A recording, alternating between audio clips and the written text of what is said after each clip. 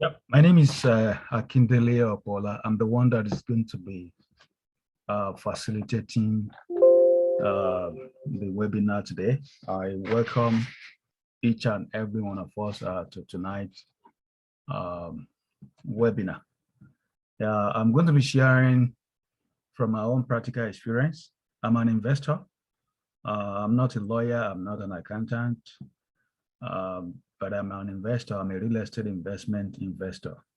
So whatever I'm going to be discussing with you today is going to be from the perspective of my own experience and experience of several other people. I'd like to congratulate you, first of all, for having interest in real estate investment. And in this series of webinar, we have about 4 topics that we are going to look at. And if you feel that there's one topic or the other that you want to know more, that we are not going to treat at this time, you can put it in the chat so that we might consider it for other available time during our webinars. Today we are going to be looking at, if you can hear me, can you hear me, please? Yeah, please, if you can hear me, I'd like, yeah, thank you very much. We can hear you. Yeah. Oh, thank you. So we are going to be looking at today what to look at for before purchasing an income generating property. You want to invest in real estate, you want to buy a property, you know, there are certain considerations that are very, very paramount to the success of that endeavor. And once you know it, or once you know them, you just need to repeat them, you know, repeat the process, repeat, you know, the steps, and everything is going to come out successfully. So my name is Akindele Opola. I am behind Tech Canadian Inc. Right now, I currently manage our properties, up to 15 of them, mainly duplex, triplex, and small multi-family, single-family house as well. And the portfolio continue to grow because we are still building. So that is what I do full-time. And recently, because of the request that I have from my community members, each time anyone want to buy a property, they call me, and I don't have license to help people to buy properties. So because of that, I'm now licensed to be able to sell real estate. So that is what I do. So what is an income generating property? An income generating property is a piece of real estate that is purchased so that an income could be generated, maybe on monthly, quarterly, or yearly, you know, and you can get in this income through the rent collected from the tenant, and also through the natural market appreciation. And real estate also help you to be able to reduce your tax expenditures when it comes to depreciation. The other word for that is capital cost of allowance. So the essence is to generate income. And when you are trying to generate income, the natural focus is to increase your income. How do I increase my income? You know, month in, month out, year in, year out, you know, and that is what we are going to discuss a bit of that today. So what do I look for? What do you look for when you want to start this journey? You know, it's a journey. Whatever we want to do, it requires some level of education, requires some level of know-how. A lot of people start this journey without getting the education that they need. And the difference is that they are going to make a lot of mistakes that ordinarily they shouldn't have made. But the truth is that whether you are educated or not on real estate investment, every one of us are still going to make mistakes. We are still going to meet brick walls, but the difference is education. You know, when you are educated and you have a mentor, you know how it, I mean, they tell you this is how it works and this is what you need to do. So when you see something similar in the application of what you have read or what you have, you know, listened to through podcast, webinar like this, you know, workshop, then you know what to do. And you can go to people to even ask questions. So the first thing I will always, advise people to do is to get education. When I wanted to start this journey, I never care how much it's going to cost me. I went, I mean, to get education. I attended Rich Dad Poor Dad education. I also attended Yancy, you know, it's about 3 levels. I attended at least 2. So it cost me, I mean, several thousands of dollars. Meanwhile, I mean, let me tell you this from the start. I don't do training. I mean, I don't charge for training. This is what I do it free. And I've been doing this for over 3 or 4 years right now. So I mean, it's very important that we get education of what we want to do, especially in the area that we want to specialize in. Do you want to be buying, buying and flipping, buy, renovate and selling your real estate? Or do you want to be buying and, you know, renovate them and rent them out? You know, whatever strategy you want to do, or you want to be wholesaling, you want to be knocking on the doors of the landlord and asking them, do you want to sell your property? I have a buyer ready, I can buy with cash. You know, you need to study all these strategies and whatever is convenient for you. Especially you need to also gauge that, compare that with what you are, I mean, what currently occupies your time. Maybe you are working or you are studying or combination of both. So it's very important for us to get education. Now, sorry. So the next thing that we should look at for is to find or get a mentor, someone who is going to be there for us, someone that we can always count on to ask questions, someone that is successful. Even when you are looking for a realtor to be able to help you in this journey, because from my knowledge of dealing with realtor, I find out that larger percentage of realtors do not know about real estate investment. They just want to sell you property and collect their commission. Most of them will not be able to help you. In fact, most of them will harm your real estate journey. But if you are able to find one who is also a successful real estate investor, then that is the person you should go for. If you want to buy a property, you want to be investing in real estate, and you want to get a realtor, make sure you get one that is also a successful real estate investor. Now, if you want to get a mentor is someone that is vast in the area that you want to start investing your time. Now, I mean, one thing a lot of people do not know is this, and this is the secret. Most people that want to help you as a mentor, they are very busy people. And the only way you can really break in and they will be willing to help you is if you are also helpful in one way or the other. Let me tell you, see, when I started this journey, I met a guy who is my friend, my mentor, and my realtor today. I have IT background. He knows little about IT. So I will go to his place, teach him application.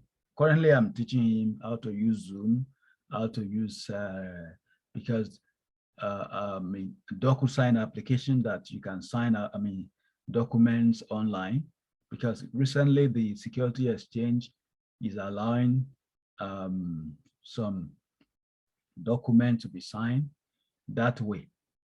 and that might be permanent.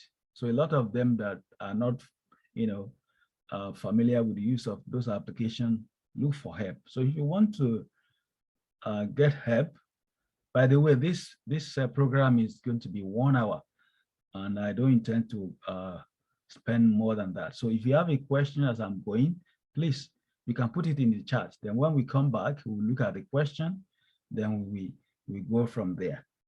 So I mean, look at the way that you can be of help to your mentor. It should be a win-win, because otherwise the person might not have the time for you. Now you have a mentor or a realtor that is willing to help you, who are also successful in the real estate investment. So when you are going out for viewing, this is what you need to do. You need to know about your location, your market. If you want to be investing in Winnipeg, for example, you need to know Winnipeg in and out. If you want to be investing in a particular area in Winnipeg, you need to know the area very well. For example, you need to know the crime rate of that neighborhood that you want to invest in. You need to know the history. You need to know whether that neighborhood is upcoming neighborhood, old neighborhood, or in between of those neighborhoods. And you need to know the class in terms of, neighborhoods in real estate are classified into A, B, C, and D. Let me brief you about what I mean by that, or what they mean by that. A neighborhood are very expensive neighborhood, clean neighborhood, little crime. B neighborhood follows, very close in terms of feature to A, except that the houses there are, they are not as very expensive as A. And in C neighborhood, you find the combination of, what we see in C neighborhood, you find all manners of features. Crime rate is on the average. There's crime, but is on the average. It's controlled. Some professional, they like to live in C, but when you compare B, a lot of professionals love to live in A and B, but C have low level professionals, and of D, the crime rate in D is very high and the appreciation is very low. In C, the appreciation is average. In B, the appreciation is good. In A, you may not be able to make good money here because of the cost of the properties. So those are the features in summary of those neighborhoods. And if you want me to give you an example of those neighborhoods in Winnipeg, I could. At least I could give you an example of B and C, which I invest in. A are very expensive. I don't invest in the A. B neighborhood could be St. Vitus and Boniface, part of St. Base close to the airport. And C neighborhood could be West End downtown. D could be North End, where the crime are very high. So we need to find out about the neighborhood that we want to invest in. Does this suit our personality? Can we be able to manage property in that place? If not, we have an alternative to give to property manager to help us to manage the property. So we need to know our market. Sorry.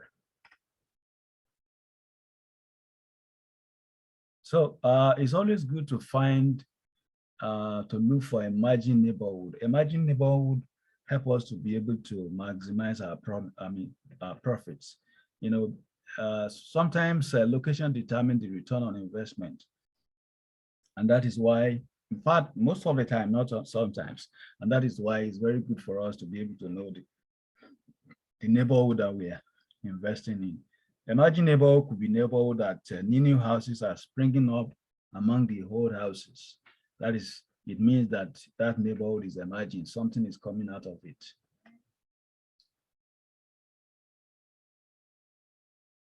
So another thing we should look out for when we are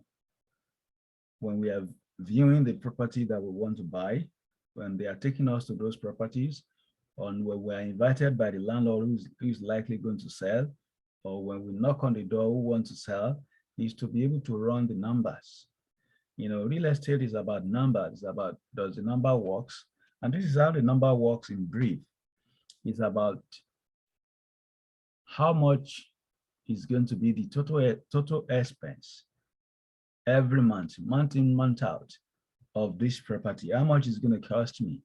Expenses like property management, like maintenance, like mortgage, like insurance, like property tax, like utilities if you are going to be paying for the utilities,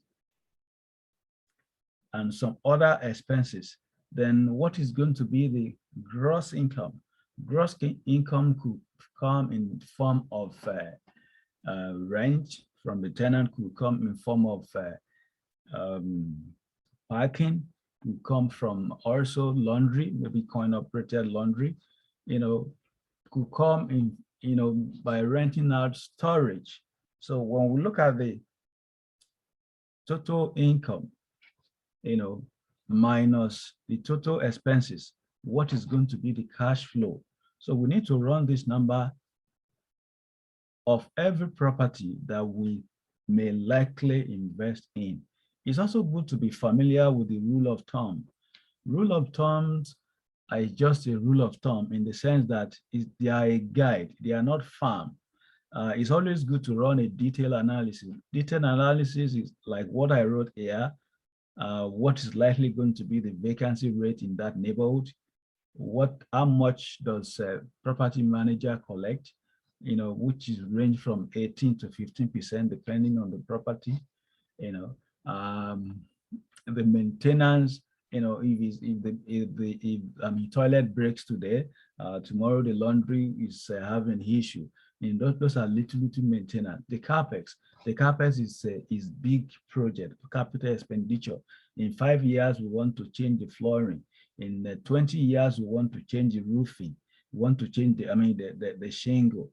Or what is how many shingle when you're buying a house that is already 20 years and the shingle is left with five years of a lifetime to be replaced. You calculate all this.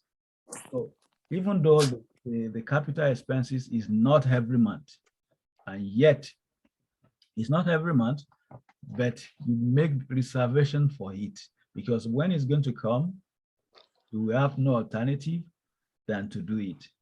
Because, for example, if the roof, the shingle might be there 10 years, 15 years. By the time it's getting to 15, 18 years, some of them are already leaking. You are doing repairing.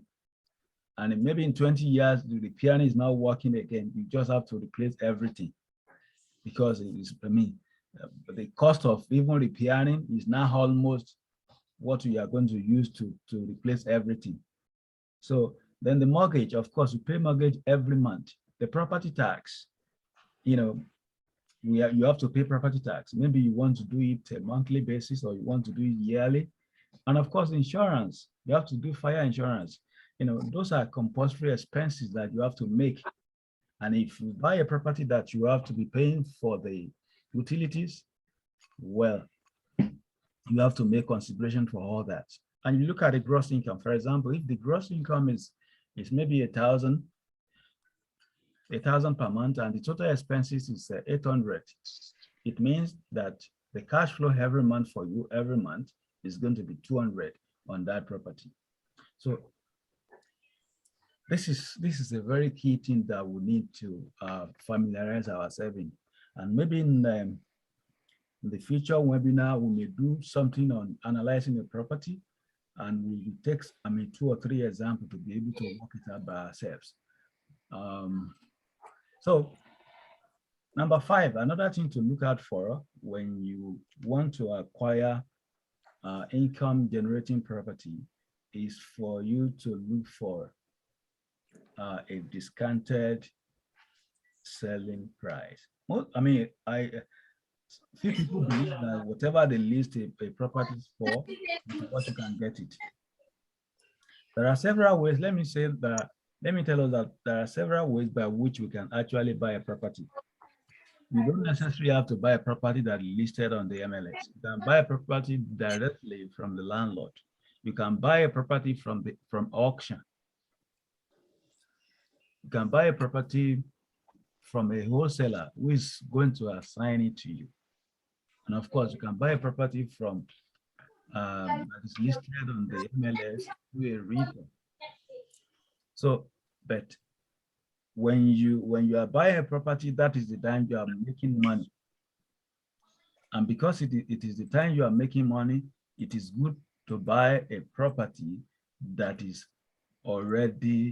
discounted, which means you have to negotiate for some discount. For example, a property might be listed for maybe 400 and you put an offer for 380, 375. There's nothing bad in trying. So that is another thing you need to look out for. In actual fact, personally, I do not buy a property that is not discounted. You should make it a rule as well. If you want to buy a property, make sure you negotiate for a good discount for you. Because the reality is that when you're buying and you're having equity at the start, that is the best for you.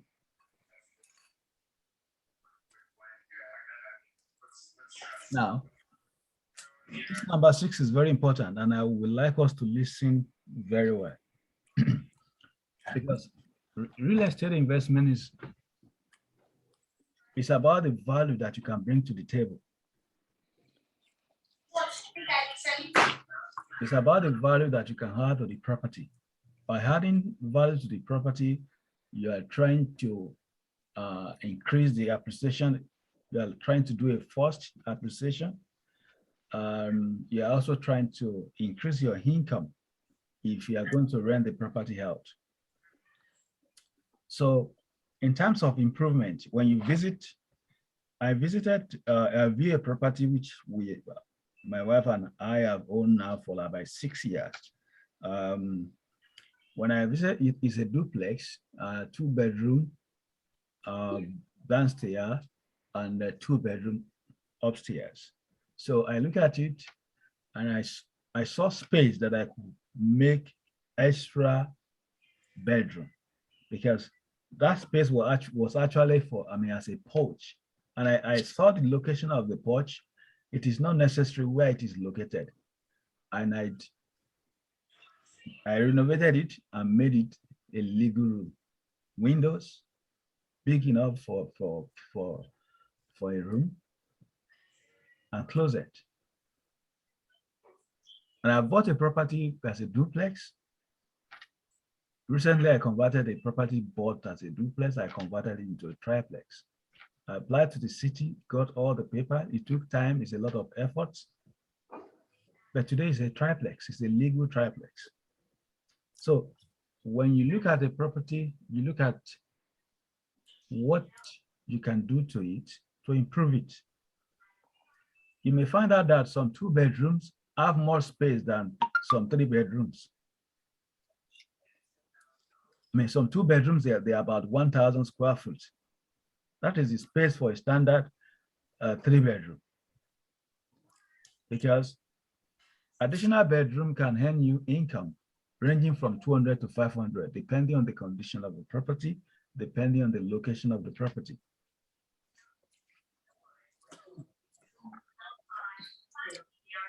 So look for what improvements you can do. Landscaping, general renovation. Pay attention to the kitchen and bath. The kitchen and the bath tend to have appreciation. Kindly unmute yourself. Tend to have, enjoy much appreciation, add much appreciation to a property when you compare with other areas of the house.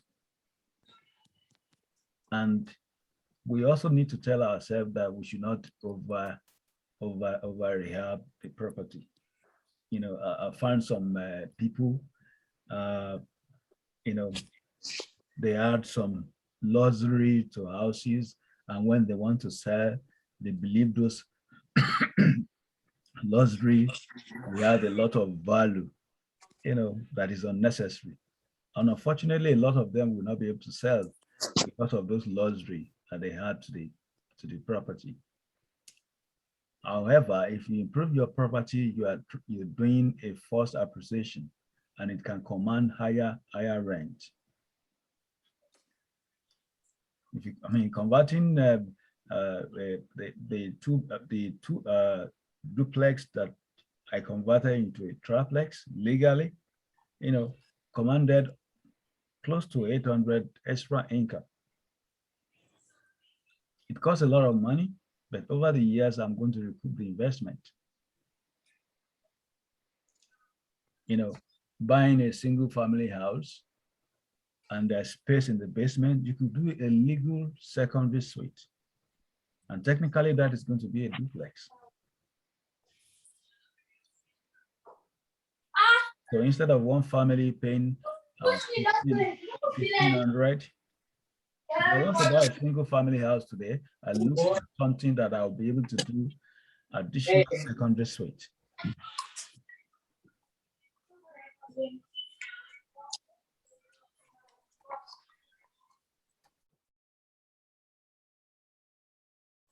I look for something that I'll be able to do additional secondary suite because I know I'll be able to get more income through that.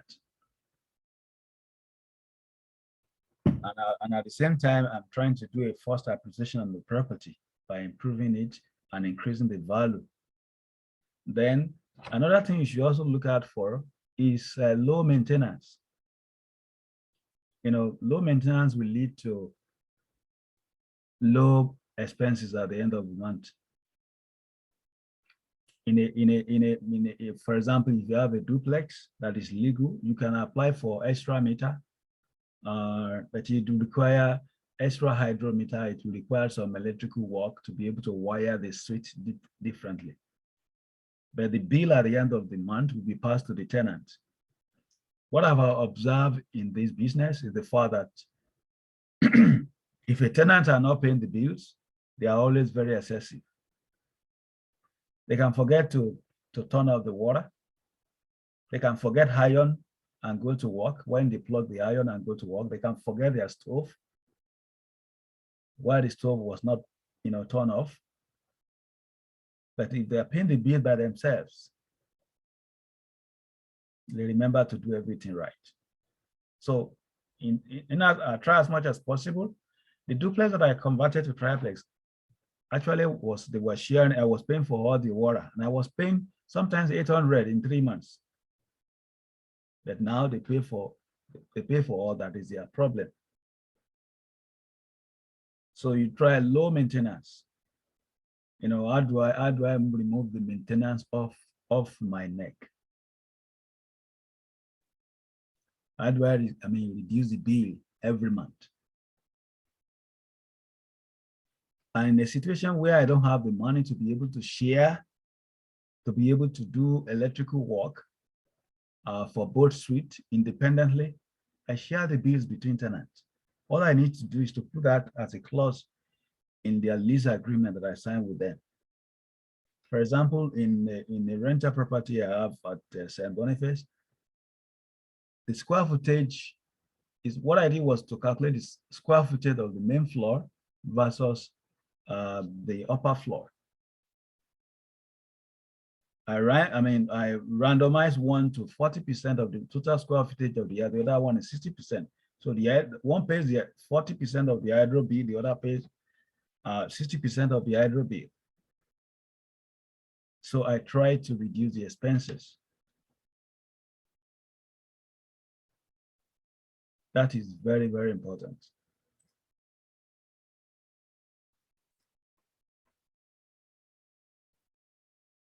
Now, then we should also look out for the kind of tenant that we are attracting. That is point number 7. The kind of tenant that we are attracting to our property. Especially when you invest in being able, you want to be able to attract good professionals. Today my tenant ranges from health consultants who have up to 2-3 PhDs and pilots. And I also have tenants as low as cleaners, you know, in their places of work. But each property determines what people that I would like to attract. And what I've noticed is that when you're trying to attract top tenants, they want everything to be, they are very demanding. So I try to accommodate them if they are not too demanding for me. Of course, all of them want AC in the 2 or 3 months of summer. They want dishwasher. They want extra storage here and there. They want this and that, sometimes that I consider not necessary. But because I want to do their bidding, I want to attract them, because the beauty of it is that if you have such people as your tenant, they respect your space, they respect your property. The property are well taken care of, you know. And I've seen it all in the other side too, where you put in people there, you know, and they are drunk and they put junks in the house and begin to, when they are drunk or, you know, begin to damage the house. You know, I've seen it all. So, but you have to determine what kind of tenant are you trying to attract. In our properties in the West End today, all our tenants are working. They are good tenants. They have jobs. They are professionals, even in the West End. Recently, I got a journalist from CBC in West End. And that unit was vacant for long. It was vacant for 3 months. I said, what is happening? And it has never been vacant like that in that particular house. Anyway, maybe sometime we also discuss about the effect of COVID on the real estate investments. So you look, I mean,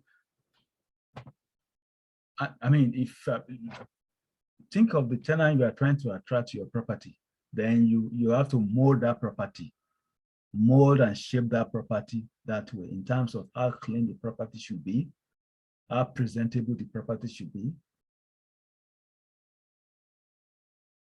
because that will attract the kind of people to that property. And number eight, which I think is going to be the last, then we go for the question and answer. You know, in real estate investment journey, you have to develop high to spot gold in the midst of debt. What I've seen from a lot of people, from tenants, from investor, is that a larger percentage of people do not have eye to spot gold in debt. They want gold, wherever they see gold, to be shiny, to be well presentable. No, gold in raw form is not presentable, it's raw, it's black, it's not shiny. What I mean by this, you may go to a property and the property is not looking good enough. If a property does not have a structural problem, because structural problems are big expenses, I would not encourage a starter or somebody starting in investment not long to dabble into that.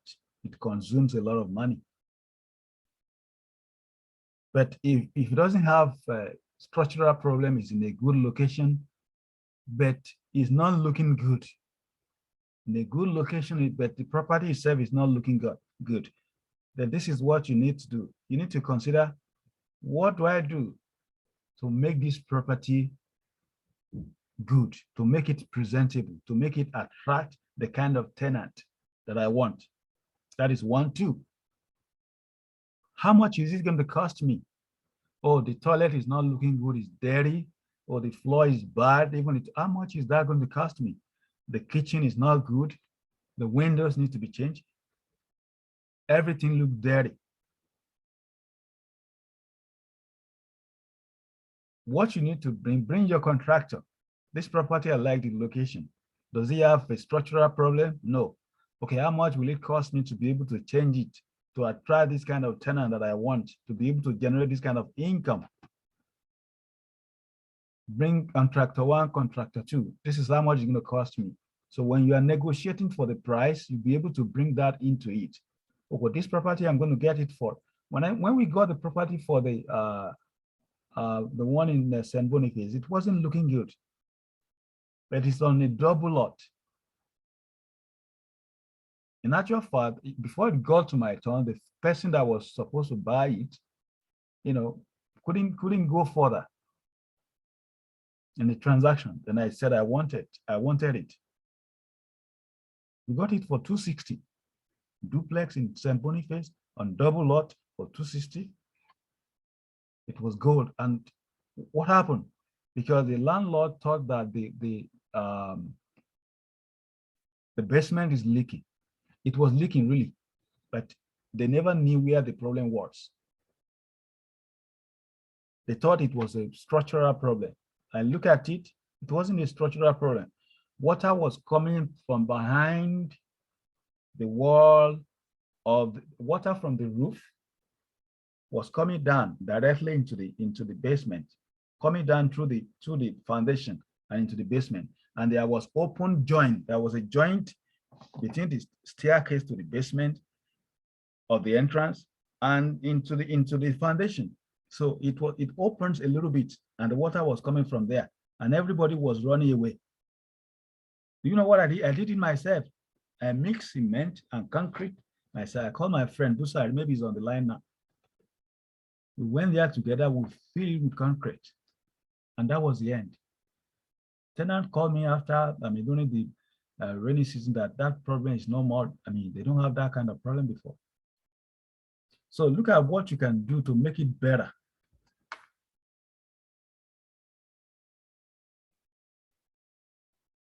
It's not about running away. You are looking for something clean. If it's clean, it may not get to your turn before it's sold. Is people, what you can do in this business is to learn to add value. What value can you bring to the table for that investment, for you to be able to generate higher income? If you had additional room to a place, it brings it additional 200 cash flow every month, 300, 400 every month.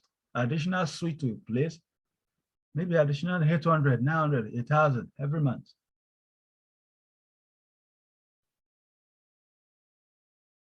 It's like you want to develop your basement, whether you want to develop it as a secondary suite or you want to develop it as a basement suite. If the contractor says it's going to cost him maybe a basement suite 200 to be able to make, 20,000 to be able to make maybe a room and parlor, self-contained in your basement, or 2 rooms in your basement, and it's going to cost maybe 25,000, and you can rent that basement out for 1,000 every month. In 2.5 years, you recoup your income. You recoup your investment. So sometimes we also learn to be able to add value. And that is very key, and that is very important. So these are the things we look at for. Let me recap for some of us that are just coming before we go into the question and answer.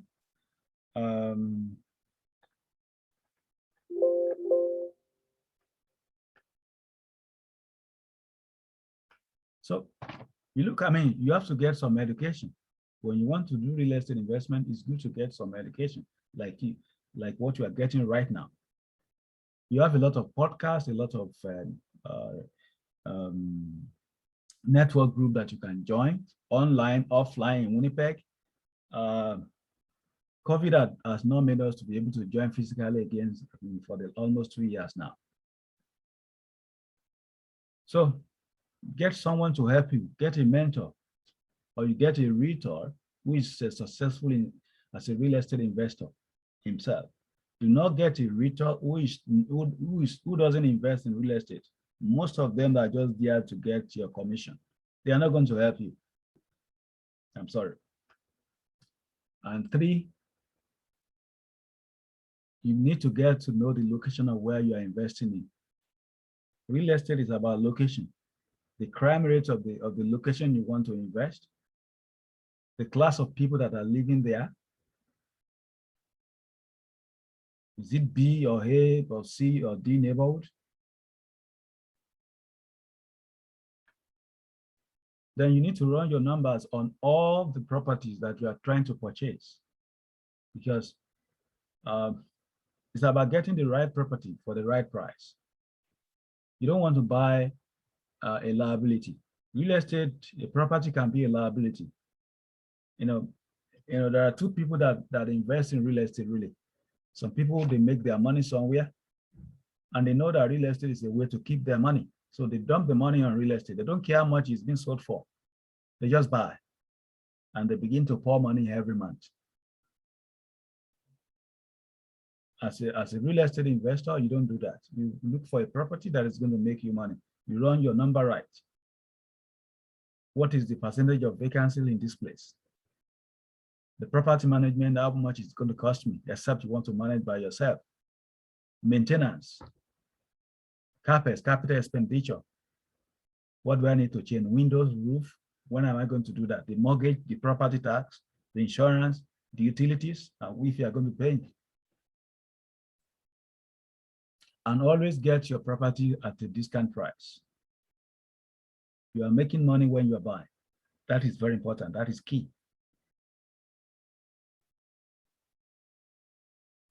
And number 6, look for improvement. The value that you can add to the property in terms of improvement, in terms of, because that is what is going to turn into appreciation. Adding additional room, pay attention to the kitchen and the bathroom to be able to attract people, professionals, to be able to rent it to them. Doing additional secondary suite, turning duplex into triplex, getting additional suite, even in apartment. Then low maintenance. How do you reduce your expenses on this, on the property? Doing the wiring separately to be able to get additional hydro meter or share the bill between the tenants.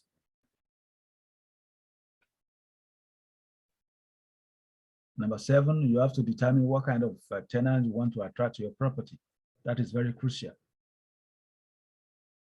Because the tenants are so good because they help you to pay your mortgages. They help you to pay. One of the persons that I would like to interview in one of our webinars is it's my friend that we met in the church. He has been investing for some time, since the 80s.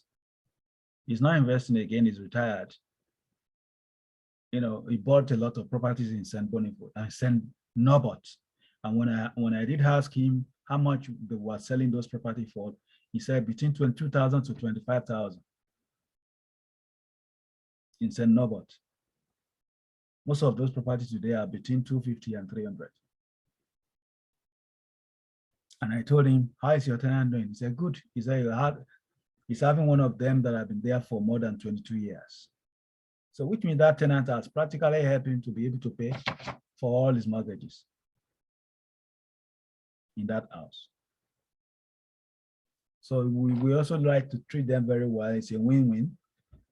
Attract the best of them, give them what they want so that they can stay long.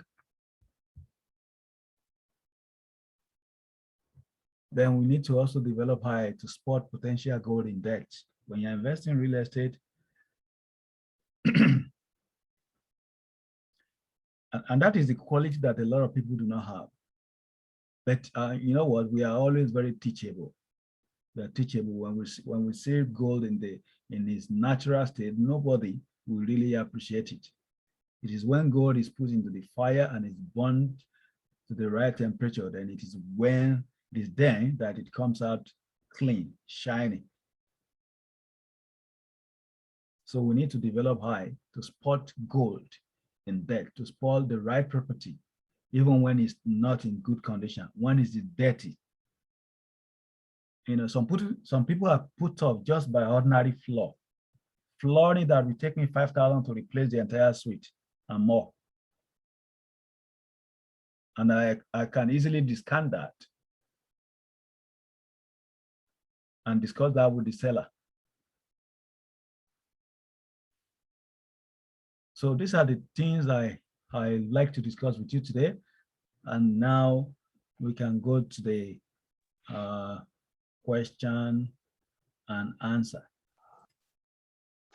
Hi, Akindele. Good evening. My name is Douglas. How are you? I'm good, sir. Good. I'm an MTN. I used to work with MTN. I left MTN 2011. That was my very good friend. Okay, great. Yeah. My question is, you know, I will paint a scenario. Okay. Say you have a business. The business has to be registered. That's correct, right? If you have a house, Okay. and you decided to use some of the rooms in your house as A, B, and N. Okay. Airbnb, yeah. Yeah. So do you register? Is that a business or not a business? When you are filing your taxes, how do you marry that? Okay, it's a business and you do not have to register a company for it. I mean, especially if you are renting your house, you know, even when you're having 2, 3 properties, it doesn't worth registering a company for. I mean, you know, this is how it works. Let me explain. So all the expenses, for example, if you calculate I'm not a tax person, so that is a disclaimer, but this is how they are going to teach you.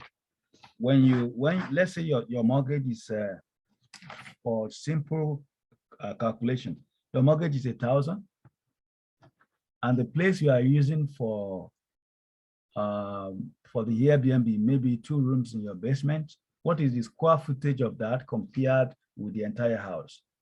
Let's say your house is also 1,000 square foot, and what you are using for Airbnb is just 200 square foot. So it means that out of 1,000 square foot, you are using 200 to rent. So if your mortgage is 1,000 and every other expenses, hydro, water, tax, you calculate all that. What is the percentage of 200 in 1,000? That is just 20% of your house. Did you get me, Douglas? So you are using 20% of the entire square footage of your house to do Airbnb. So if you want to do tax, 20% of all the expenses of your house goes for Airbnb. So if you are going to do any deduction, you should not go beyond that 20%. 20%. Yeah, to be able to write off.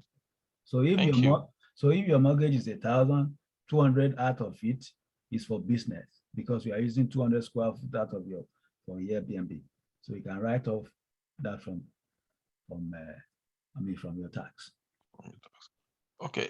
I will ask another question. Then after that, I'll give other people to ask questions. Okay. I'm sorry. Yeah. If we can also type, we can also type our question on the chat, and also if we have not registered for this meeting, please, I have a link on the chat that we can click. We can quickly register so that we can be notified when we are having another type of this.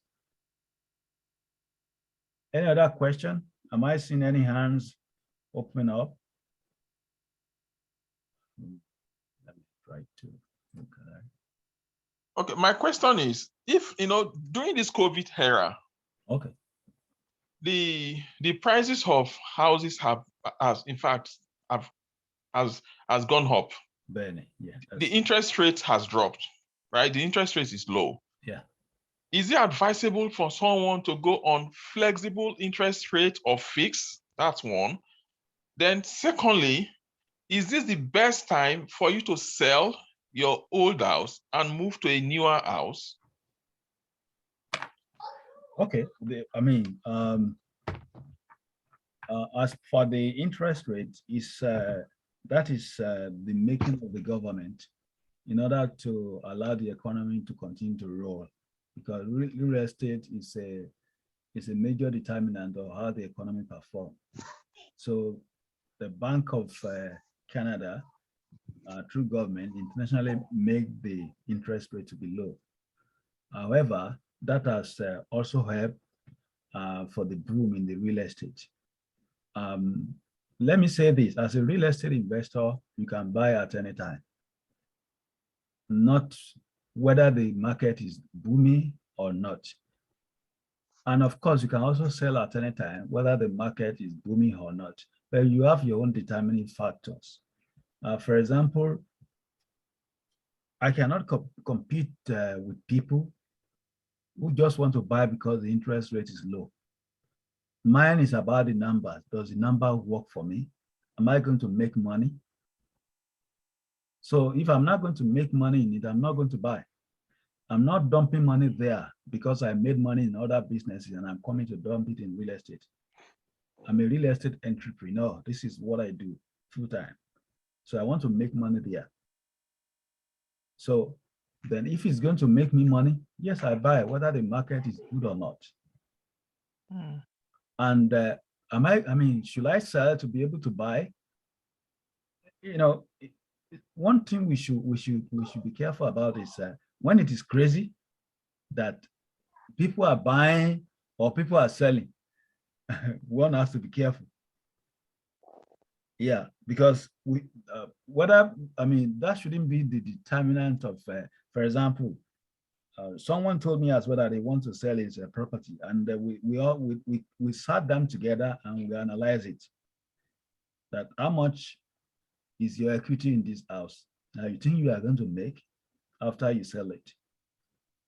You know, considering that you are still going to pay retail fee and an other fee, and you're still going to pay tax. So when we look at the figure, it doesn't make sense. It's just going to remain about 50,000 at the end of the day. And I did ask the person, in fact, about 4 people really.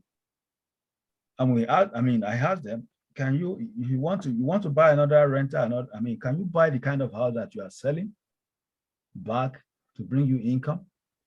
And they said, oh, it's going to be difficult. So why selling? So if you are going to make money like 200,000 after tax, oh, that's a lot of money, and you can use it for something worthwhile. Or you want to sell, even you are making 50,000, you think that with that 50,000, you already negotiated for another house you want to buy, and they have agreed, because you have put it as a condition that this condition is based upon me selling this house, and that 50,000 is going to close the deal, and that property is going to generate more income for you. Why not? But if you base your decision on, or people are selling, should I sell? No, it shouldn't be based on that. It should be based on am I going to make really good money? And if I make this good money, what am I using it for? So those are very key. It's very important. Did I answer your question, Dola? Yes, you did. Thank you. Thank you, you did. Thank you. You're welcome. Do we have any other questions before we call it a day tonight? If you have not filled your form, please, I will advise that we fill the form, participant form. I can delay. One question is, the first question I asked you, Okay. you did not answer it you were sitting on the fence. Okay, what is that question again, please? The question is, because me, I read economics. When it comes to interest rates, okay, and during this COVID era, from my understanding of economics and the economy, okay, it's the interest rates will continue to drop. Mm-hmm. So plus minus, it is advisable for one to key into variable interest rate rather than fixed. Oh, the variable and okay. I didn't answer that one at all. Yes. I think well, I think I'm not an expert in that because, but what Okay. this is what I do. Um, if the interest rate is low right now, if I do variable, what is the probability that the interest is going to be continue to be low in the next 2 years? If it's going to be continue to low in the next 2 years, then I might do variable. I mean, but personally, I prefer to lock it in for 5 years because when I lock it in, I know if I'm paying mortgage of 200,000, I mean $200, for example, nothing is going to upset that figure for me, whether the interest go low or high.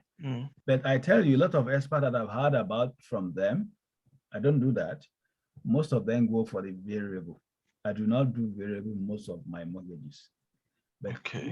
most people who are expert in that area, I've heard them, I've listened to them, the mortgage brokers themselves, the banker themselves, they say they go for variables. But let me tell you this, most of them do not have the kind of portfolio that I have.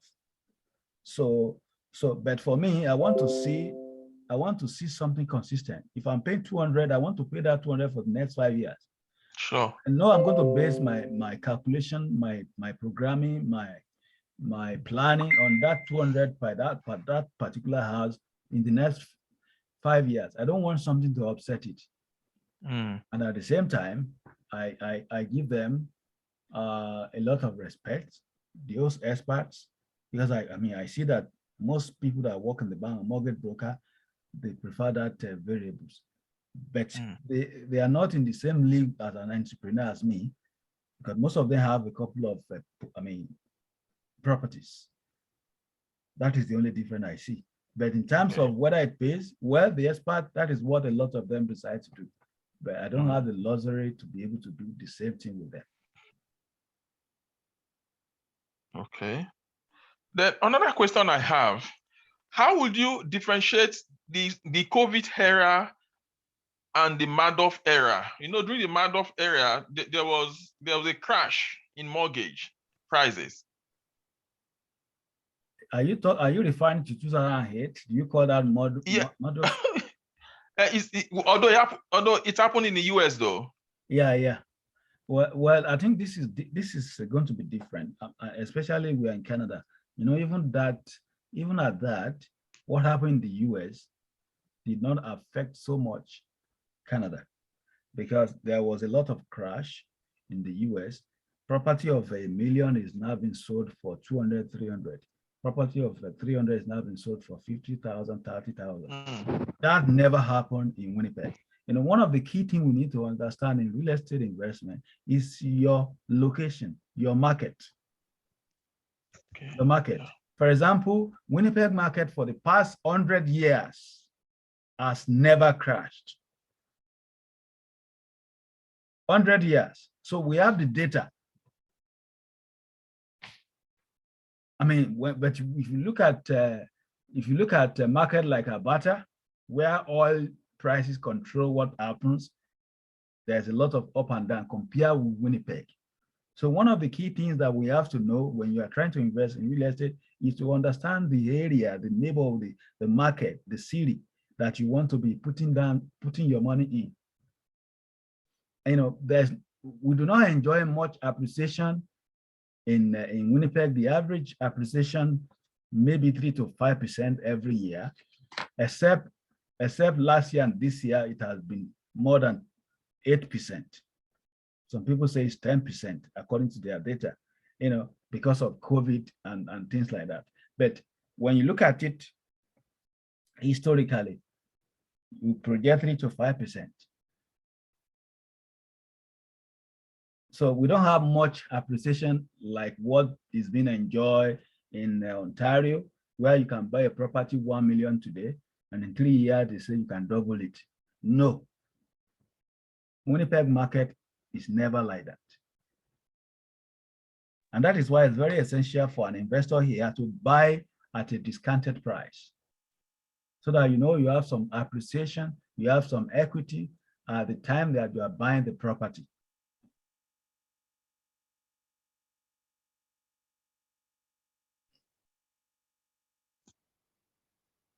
Did I answer your question, Douglas? Yeah, yes, you did. Then finally, my final question. I'm so sorry, everybody. No problem. During, when one is trying to buy a house, there's what is called price war. Okay. How as a first-time home buyer or second home buyer, how do you get a deal in such a way that you will not be affected by the price, but by the bidding war?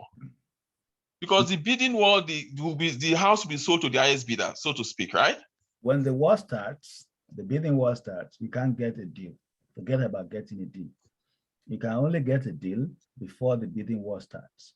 So, and that is why you need to get a realtor who want to help you. Because when the bidding war starts, it doesn't favor the investor again. In actual fact, in most cases that I've seen bidding war, I don't even bother myself. There was one eightplex. Yes, some of my investors are here, our JV partners. We at very good neighborhood, B neighborhood. Where's the place?